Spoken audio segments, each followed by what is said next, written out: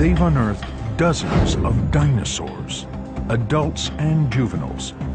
Their bones jumbled together, fossilized, then locked in permafrost for eons.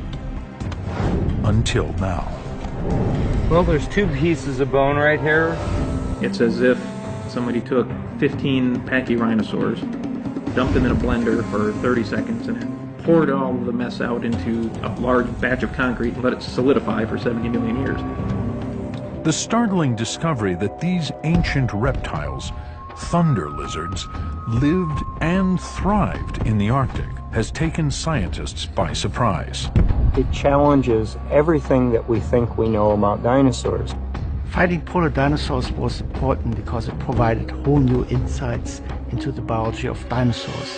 How did they survive in such an extreme environment? And what was the real reason they were driven to extinction? There's a lot of questions out there, and it's not as simple as everybody died because a rock came in from space. Fire in the hole! From millions of years in the past, a story of survival against all odds from Arctic dinosaurs, right now on Nova.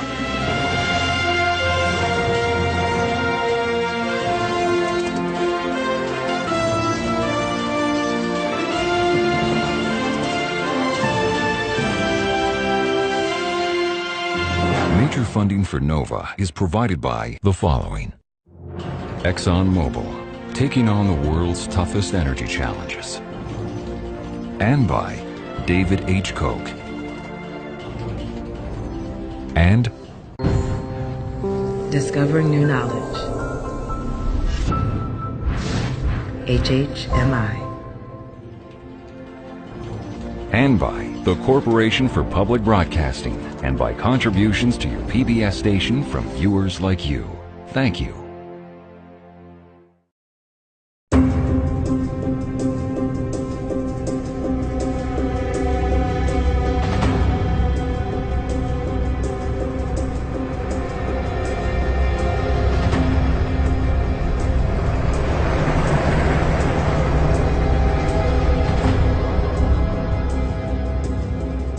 Early March, Alaska's North Slope,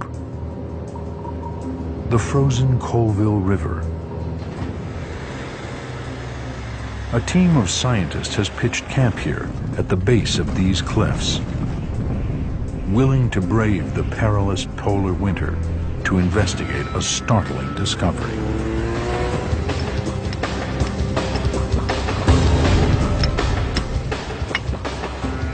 There it is. The hadrosaur looks like the base of the tail. Success. They've unearthed dinosaur bones near the North Pole. The animal is called Edmontosaurus, a gentle giant. A 35-foot-long, 4-ton, duck-billed plant eater. A member of the hadrosaur family found in 70-million-year-old rock, a mere 50 miles from the Arctic Ocean, where temperatures can drop as low as minus 60 degrees Fahrenheit.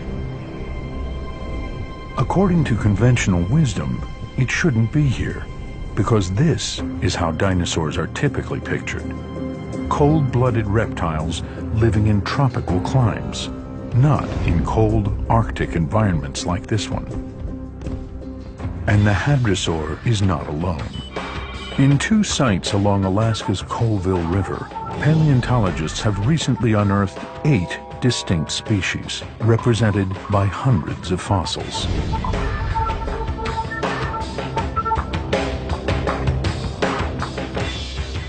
On this table are examples of the biodiversity of the animals, the vertebrate animals that we found up on the North Slope. And we have a variety of meat-eating dinosaurs. And this is the left front jaw, an animal called Gorgosaurus. 30 feet long, almost 3 tons, nearly a match for its fearsome cousin Tyrannosaurus rex. Gorgosaurus was at the top of the food chain.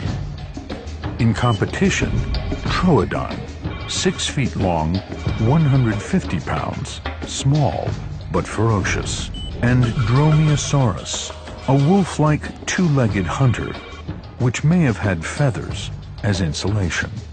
And here we have a horn core from our Pachyrhinosaurus.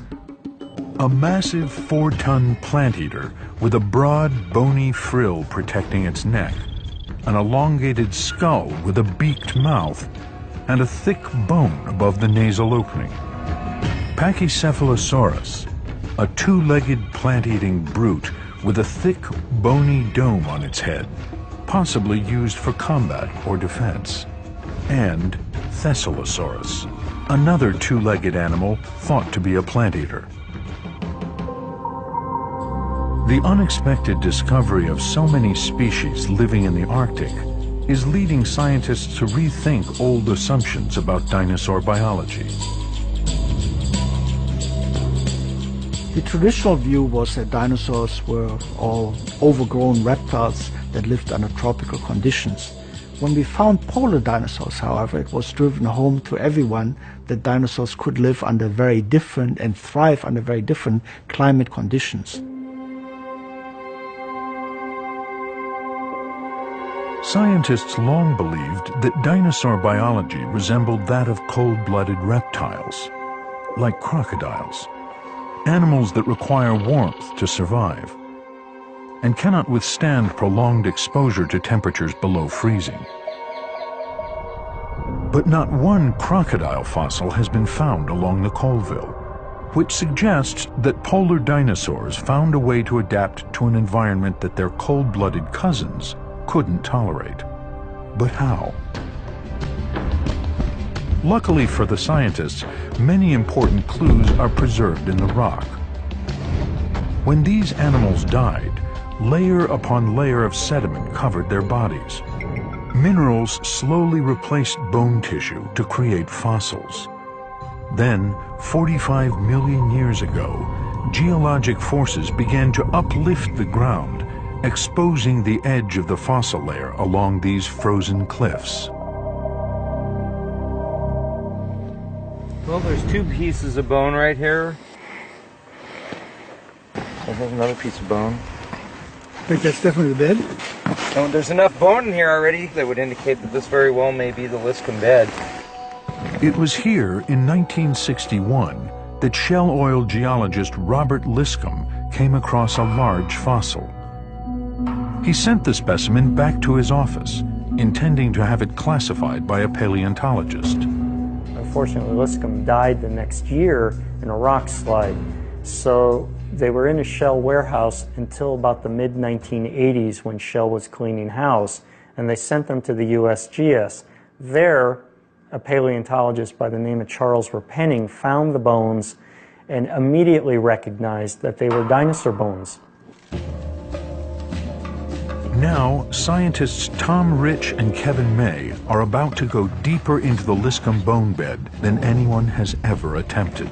My gut feeling is that it's going to go a lot further back than 3 to 4 meters. Yes, that black layer could very well be the fossilized layer. With the help of seasoned Alaskan gold miner Bobby Fithian, they will spend the next month blasting a tunnel into the permafrost. Once inside, they will dig down into the bone bed, the rock layer where fossils, if they're there, lie packed together, protected from the elements. They begin with a set of relatively small charges.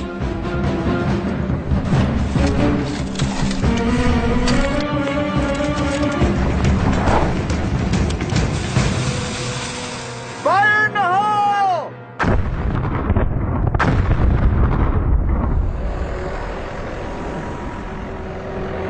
The goal is to open a passageway about a foot above the fossil bed, but no closer. The worry is that if they don't angle the blasts just right, they'll destroy the treasures they came to retrieve. Take a look at this. Distal tibia. That was found right down here, at this level here. So far, they seem to be right on target. It's a good start. Blasting for fossils is an unusual way to do paleontology, but not for Rich. The first scientists to discover polar dinosaur fossils, not in Alaska, but at the opposite end of the world.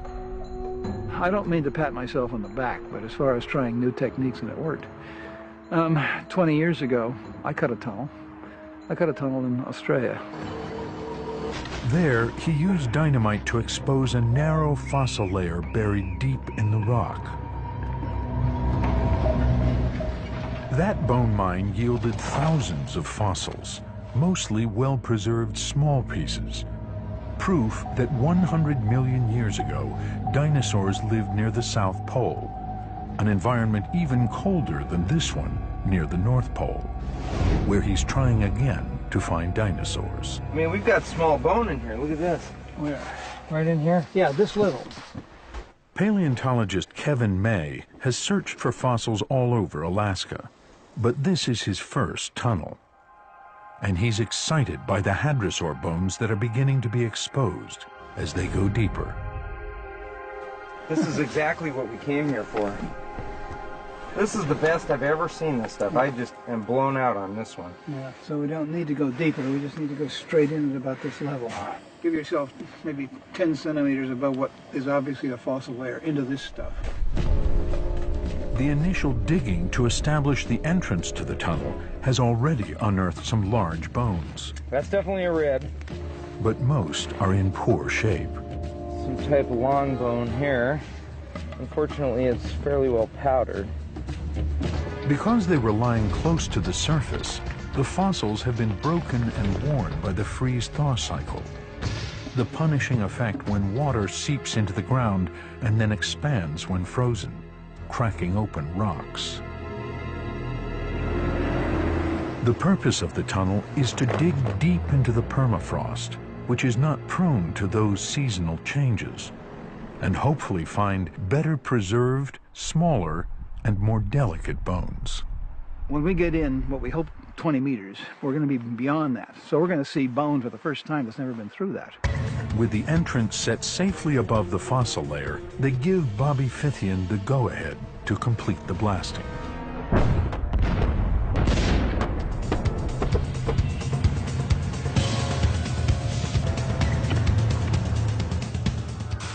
When they're finished, the tunnel stretches a remarkable 65 feet into the cliff, laying bare rock that hasn't seen the sun for tens of millions of years.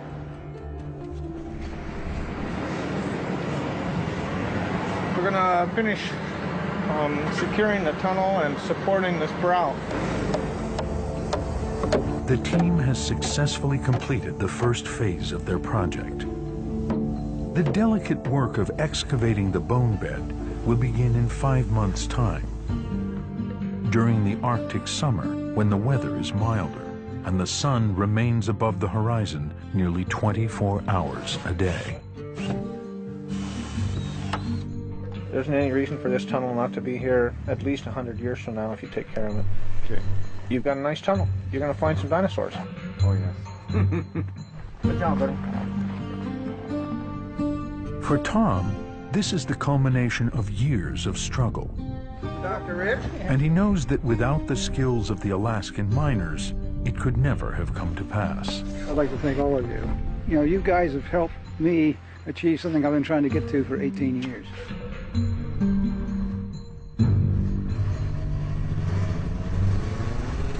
Though the goal this time was merely to build the tunnel, their work paid an unexpected dividend.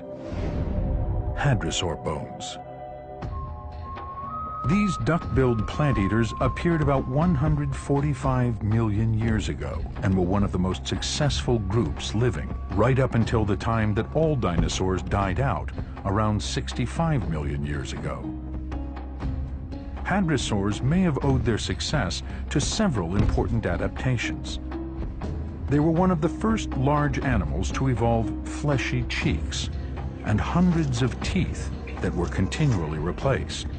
Features that made it possible for them to chew their food instead of just biting and swallowing, as other creatures did. They also built nests and apparently tended their eggs, like brooding birds. Hadrosaurs are the most common dinosaur found at the Liscombe bed. But 28 miles upriver from the tunnel, atop a 300-foot cliff, a second team of paleontologists has made another remarkable find.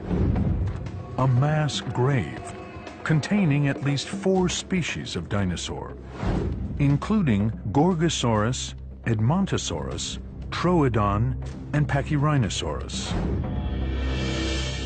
This is the most diverse assemblage of dinosaur bones here around the North Slope. It's got a variety of kinds of animals. It's got tremendous bone density.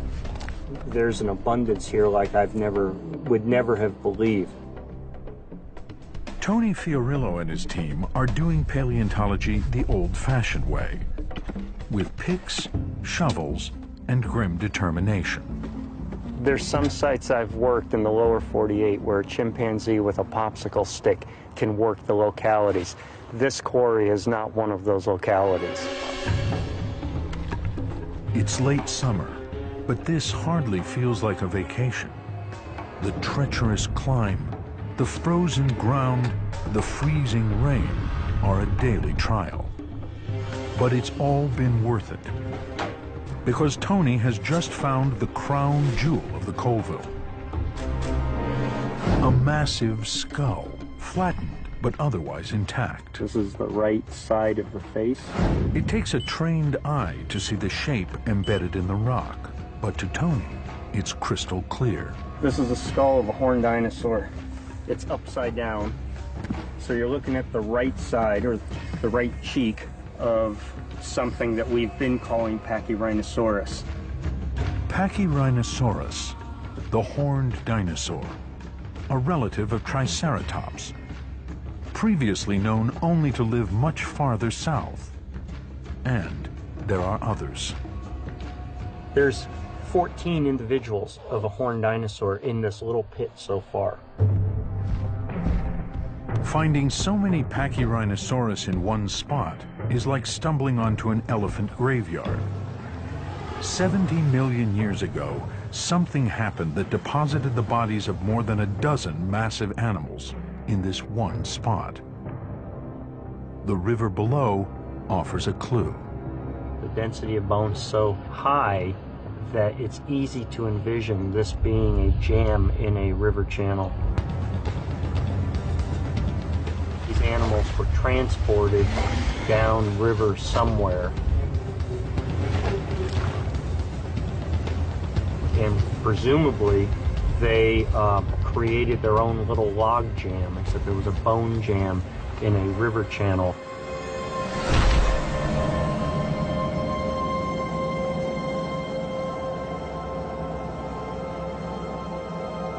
But as long as the skull remains in the ground, there's little that Tony can learn from it. So the team is working to remove the half-ton piece of rock that encases it, so that they can transport it back to their lab in Dallas, Texas. Step 1, dig out the skull without breaking it. Is move some of this rock out of the way here and up here.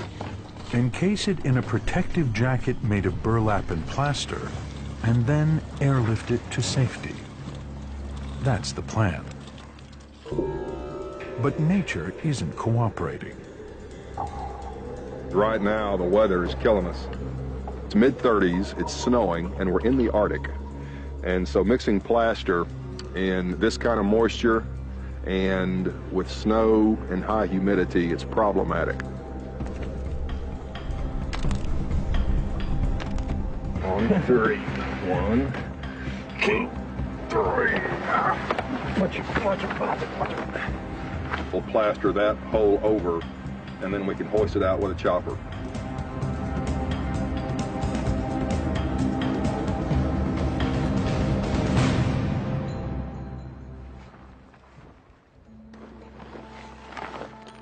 When the helicopter arrives, they worry that the plaster hasn't fully cured. What do you think? It's not giving off any more heat, so it's hydrated, it's hardened as much as it's going to get. But the helicopter is on a tight schedule.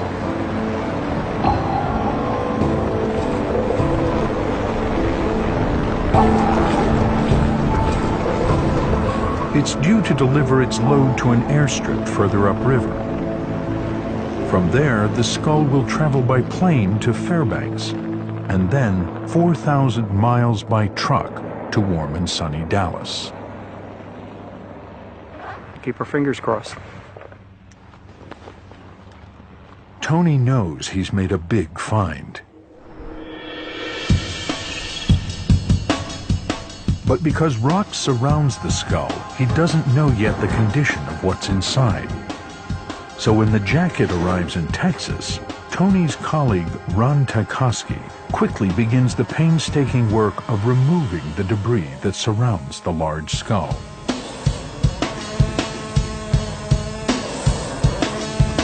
He's almost immediately surprised. The rock around the skull is filled with bones, bits and pieces from more than one Pachyrhinosaurus. A wonderfully intact vertebra, part of the spine of this animal. This bone is of particular interest. They've already found several others at the same site, but until now they weren't completely sure which dinosaur species it belonged to. This is the point where the skull attaches to the first vertebra of the neck in a beautiful ball and socket joint. And we have at least 15 of these from this particular quarry. It's as if somebody took 15 Pachyrhinosaurs and dumped them in a blender for 30 seconds and then poured all of the mess out into a large batch of concrete and let it solidify for 70 million years. Everything is completely jumbled about, bones are oriented in all sorts of different directions, and nothing's connected.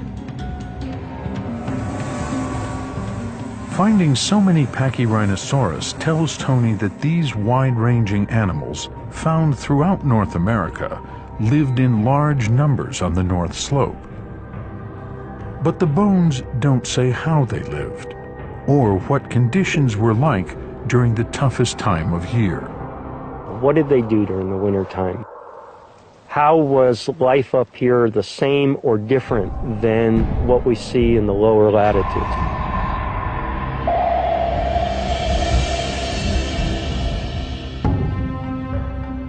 Scientists have long known that the Earth's climate was generally warmer during the time of the dinosaurs.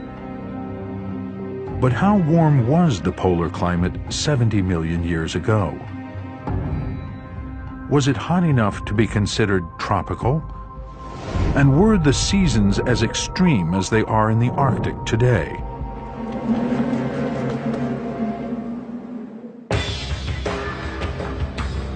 British paleobotanist Robert Spicer may have solved one important piece of the puzzle with the help of ancient plants. When I find a fossil leaf, it tells me something. It's like a messenger from the past.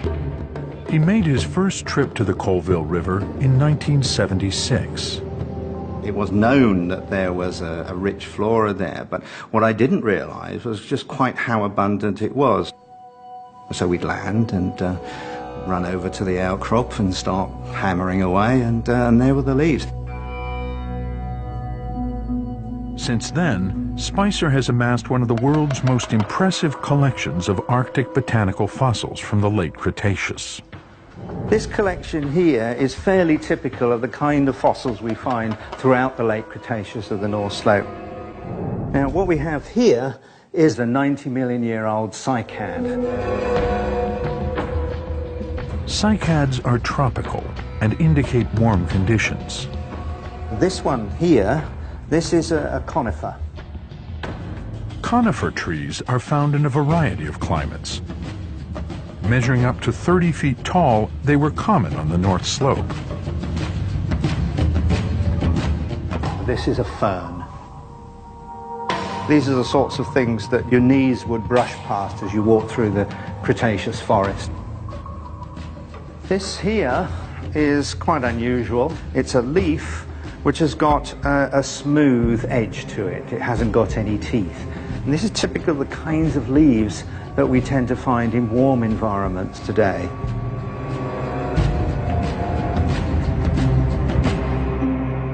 As his collection grew, Spicer had a hunch that he could use these leaves to deduce the temperature of the Arctic 70 million years ago. It was an idea based on a simple observation that allowed him to decode the secret language of leaves.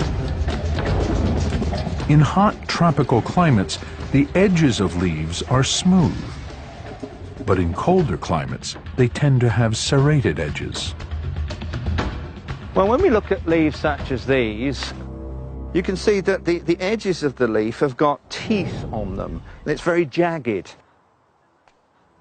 And in fact, if you look at any of the tree species around here in this relatively cool climate in the UK, you'd be very hard pressed to find a significant number of leaves that have got smooth edges to the leaves. Spicer believes that these serrations evolved to help plants circulate water and nutrients. In hot climates, moisture evaporates from leaves, causing water to rise up through the roots.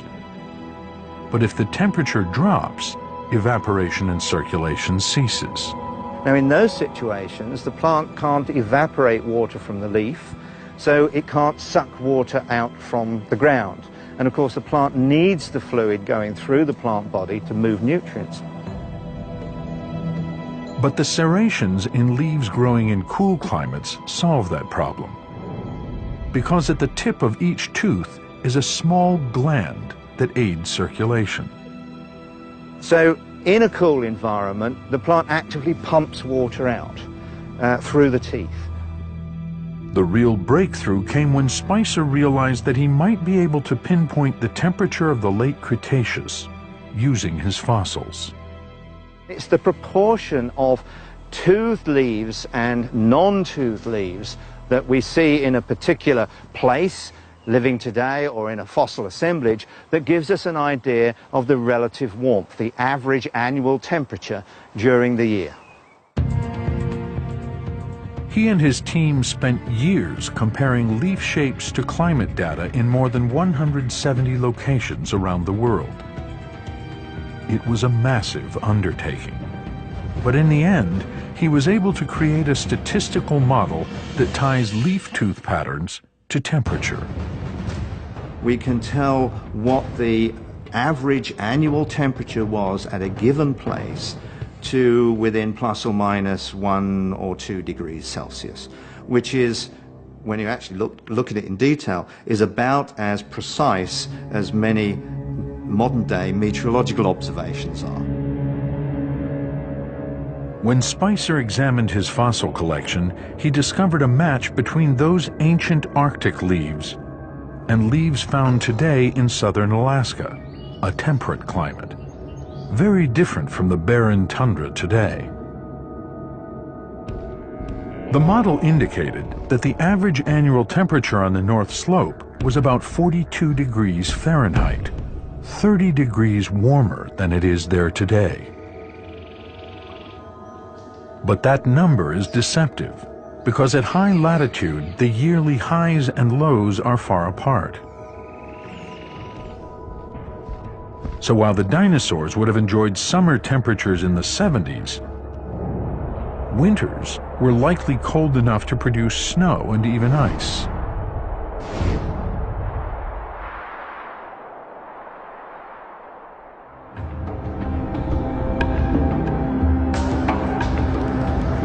On the Colville, summer temperatures are now nearly 100 degrees above the frigid lows of late March. The dinosaur mine has been sealed for 5 months. Now it's time to find out if there's anything inside. Grab a shovel. This is not what they hoped to find. The portico built by the miners held up, but the eroding cliff has poured in around the edges, nearly burying the entrance. And there's even worse news. Well, this is sort of bad news here. Looks like we've got impounded water inside the tunnel. Got water flowing out beyond our vapor barrier. So there must be standing water on the other side of this hole. During the spring thaw, the river rose an incredible 25 feet and flooded the tunnel. Oh, joy.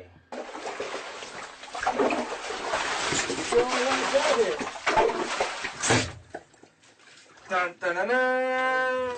The bad news is we have a mess. Yeah. There is some good news. Well, there's nothing yielding. This is beautiful. That is fine. We're going to be safe in here. There's no yield at all. The walls and ceiling are frozen solid. It's like standing inside a refrigerator, cooled by million-year-old permafrost.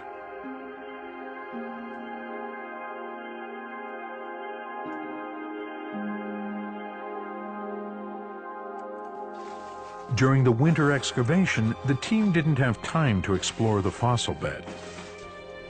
And now, because of the flood, the tunnel floor is hidden beneath at least a foot of ice. And there's only one way to get it out. It will take days of brute force labor to clear out the tunnel.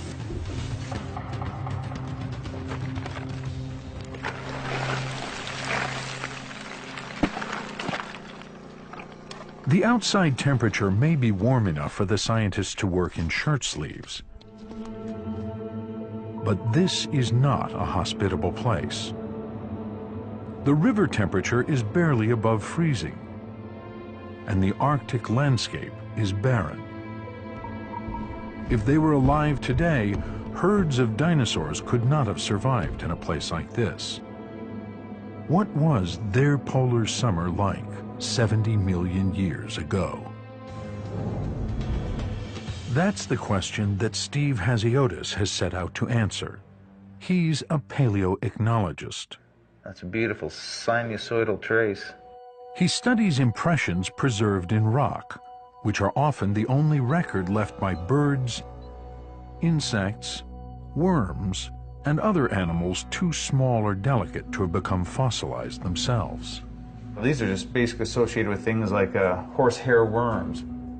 Using Alaskan fossils from the late Cretaceous, he's cataloging the insects and other animals present in Alaska to measure the diversity and health of the dinosaur ecosystem. All right, guys, grab some gear.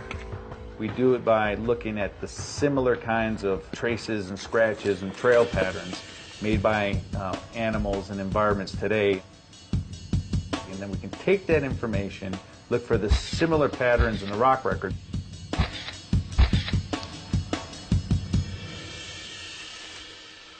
Today, he's brought some fossil impressions to a riverbank near Lawrence, Kansas. With the help of his graduate students, he will try to match the trails made in the 70-million-year-old rock to those made just days or hours ago by modern animals. Great trail right there. Holy smokes. I think these are these mud-loving beetles where the ceilings of them have collapsed. Bird tracks here, and then these worm trails here. This is the association that we're seeing up in the Arctic. From the modern-day animals on the bank of the Kansas River, a snapshot of a very similar environment in ancient Alaska begins to emerge. And he's sharing his insights with Tony Fiorillo. On this here, you get about 4 or 5 different trackways here and trails, ones that are slightly larger aquatic earthworms. Totally fantastic hopping trails of a grasshopper or a cricket. And this other thing here is a crawling trail that's reminiscent of a beetle. So we got worms, beetles, and some sort of cricket-like thing. Does that help fine-tune the environment that these things were in? This had to be probably in the height of the summer or near the end where it's very warm. There's a high diversity, low-lying water, swampy areas, nice large lake plain or lake margin exposed. That means a rich ecosystem in the summer, capable of supporting creatures of all sizes, and a much greater diversity of plants and animals than is found in Alaska today. Picture yourself standing on this lake shoreline. It's warm, sunny. There are herds of duck-billed dinosaurs and other kinds of plant-eating dinosaurs along the lake, eating vegetation like horsetails, ginkgos, but flowering plants. An abundance of flying insects and crawling insects on the shoreline, in the water. Theropod dinosaurs, large ones like T-Rex, smaller ones probably like Troodon, and they're hunting these plant-eating dinosaurs. The good times of the year, when it was not dark and cool, it probably would have been very similar to what we now see in the southeastern United States, with lots of conifers, lots of flowering plants. In fact, the late Cretaceous, except for the dinosaurs, would not have been an unfamiliar environment to us. Conditions were mild during the long, bright summer days, but the winter would have been much more challenging. Because they're so close to the Earth's axis, the poles, north and south, experience the most dramatic seasonal changes. At the height of summer, when the North Pole is tilted towards the sun, the North Slope enjoys a month of constant daylight. But in the depths of winter, when the North Pole is tilted away from the sun, the North Slope spends 6 weeks each year in near total darkness. The continents continually drift, and because the North Slope used to be even closer to the North Pole 70 million years ago, the extremes were even more pronounced. The present location of the Liscombe bone bed, that's at a current latitude of about 70 degrees north. At the time the dinosaurs were living, it was closer to 85 degrees north.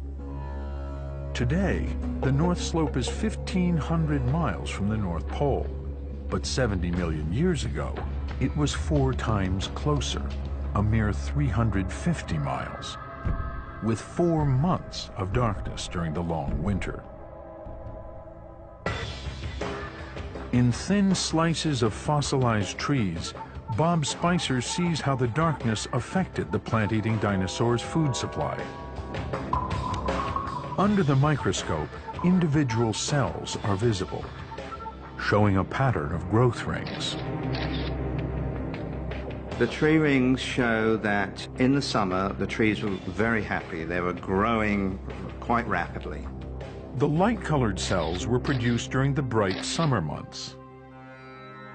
And as the season progresses, the walls get thicker, the color goes browner, until at the end of the growing season, the cells are really quite small. Then we get no more cells. The tree goes into dormancy. The summer growing season was long and active, but once winter arrived, everything stopped. Now, what that means is that it was dark and there wasn't a lot to eat.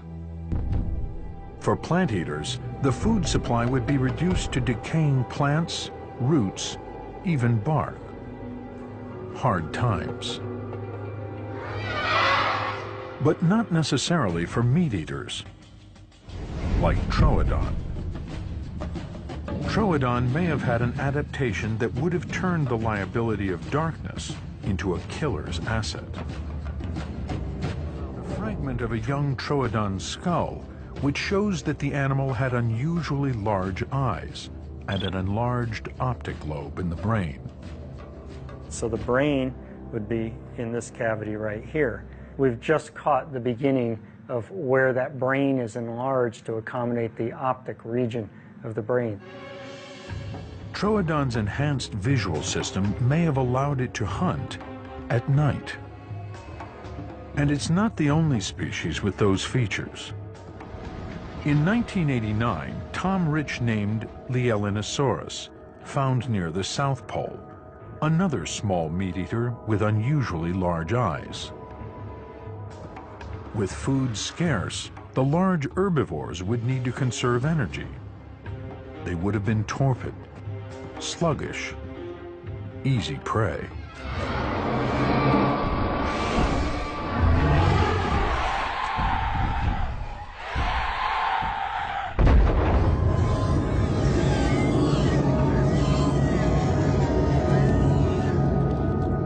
But maybe the plant eaters didn't hang around.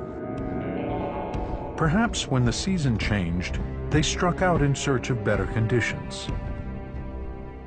There's even the suggestion that some of these animals have gone through annual migrations.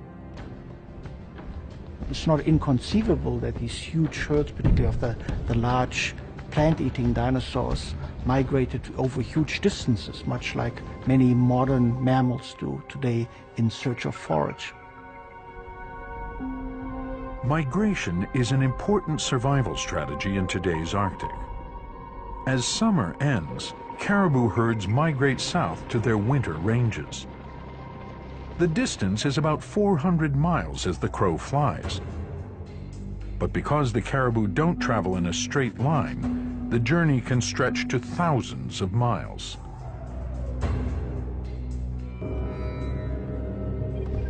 Dinosaurs would have had an even longer journey. Because the North Slope was much closer to the poles 70 million years ago, to escape the darkness, they would have had to walk 5,000 miles, nearly twice the distance from New York to Los Angeles. According to Tony Fiorillo, some animals wouldn't have been able to make the trek.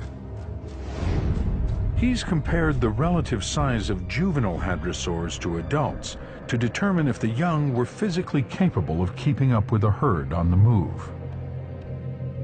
We argued through a biomechanical analysis of the juvenile duck-billed dinosaurs that they were too young or too small to make any long-distance migration. So therefore, we argued that these animals lived here year-round. That opened up a whole bunch of interesting biological questions, like how did they survive the seasonality? Tony's evidence has important implications for a long-running debate about dinosaur biology. Were they cold-blooded like lizards, or warm-blooded like mammals? Cold-blooded animals cannot long endure low temperatures. They seek external heat sources to power their metabolisms. Warm-blooded animals can generate heat internally to keep a constant body temperature. And many warm-blooded animals are found in cold climates. And there is strong evidence that dinosaurs were the ancestors of modern birds, which are also warm-blooded. But so far, no conclusive answer about dinosaurs. Kevin May's hadrosaur bone could add clarity to the debate. It's now in a lab in South Africa, where Professor Anyusha Chinsami-Turan is examining the bone for clues about dinosaur metabolism.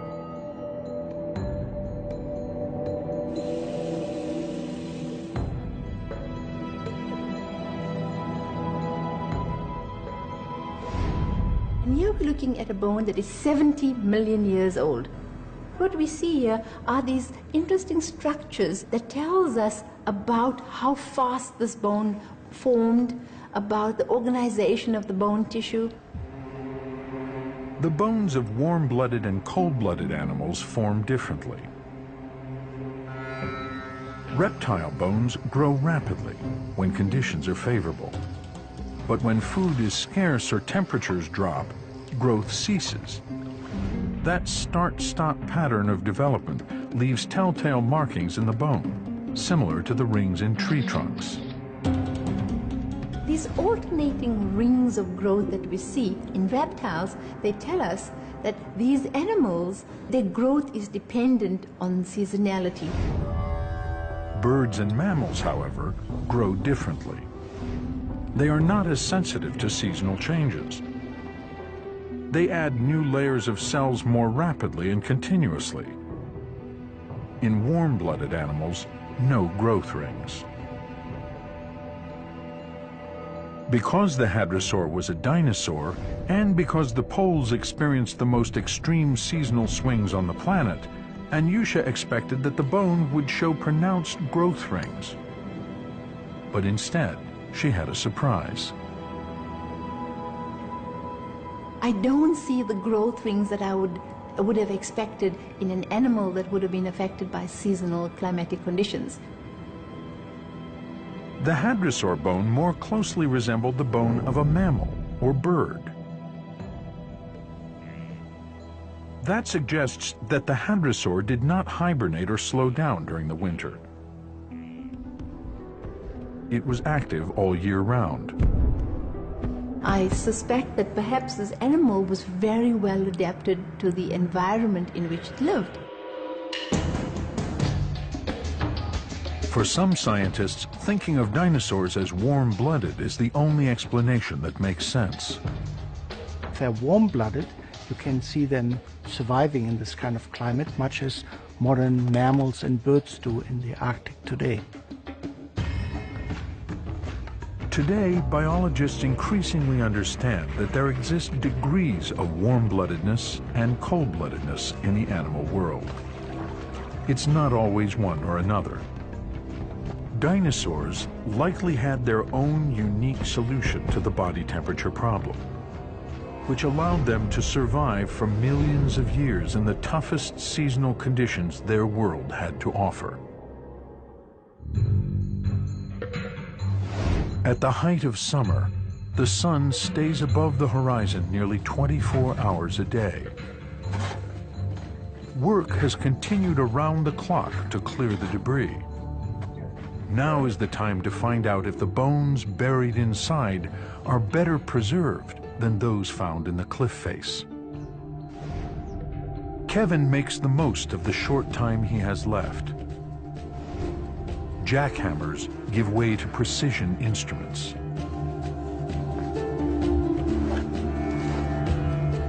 We have this frozen, unbroken matrix that we're able to shave off layer by layer, and it's not flaking apart. So you could not do this outside of the tunnel. You couldn't do it outside the permafrost. Part of the vertebra. Right. Half of it broke is probably in here. So now we get out the mapping.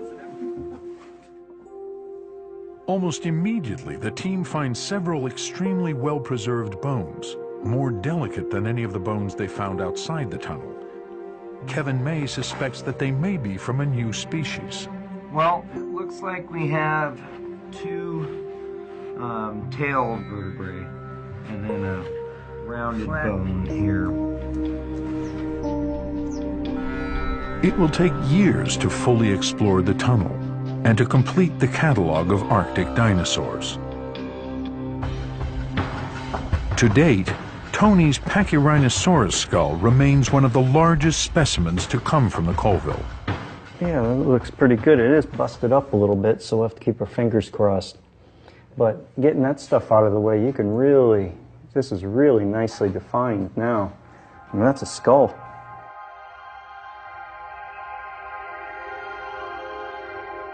But despite its poor condition, the skull and all the other fossils miraculously preserved for 70 million years reveal a fascinating chapter in the history of the Earth. 230 million years ago, the Earth was even warmer than it was at the end of the age of dinosaurs. Those conditions fostered a great flowering of diversity, including the evolution of dozens of species which came to dominate the land, the air, the water, and eventually filled every corner of the globe. And then, 65 million years ago, a devastating blow to the planet. A massive asteroid impact. The prevailing theory is that the resulting explosion threw massive clouds of gas and ash into the air and plunged the Earth into a global winter. The theory held that dinosaurs, tropical animals, were unable to cope with the darkness and the cold that followed. But the discovery that dinosaurs already lived in non-tropical conditions and during long periods of darkness suggests that there must be more to the story. I think that one of the values of our work is that it is suggesting that a catastrophic end to the Cretaceous did not kill off the dinosaurs. But if the asteroid alone didn't wipe out all dinosaurs, what did? According to the fossil record, 70 million years ago, 5 million years before the impact, the number of dinosaur species around the world was already shrinking. As we go through the late Cretaceous, diversity seems to decrease.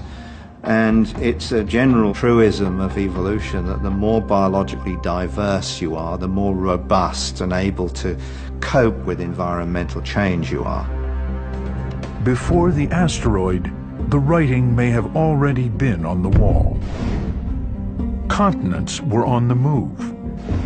Air and water circulation patterns were changing, causing global temperatures to fall. The planet was slowly evolving into the world we know today, a world in which dinosaurs would not be able to thrive. I think it's an instance where this huge impact that created the Chicxulub crater on the Yucatan Peninsula of Mexico was basically sort of almost the icing on the cake. The fossil record cannot tell us how long dinosaurs survived after that terrible catastrophe. But Arctic dinosaurs, far removed from the disaster, could have been among the last survivors in their changing world.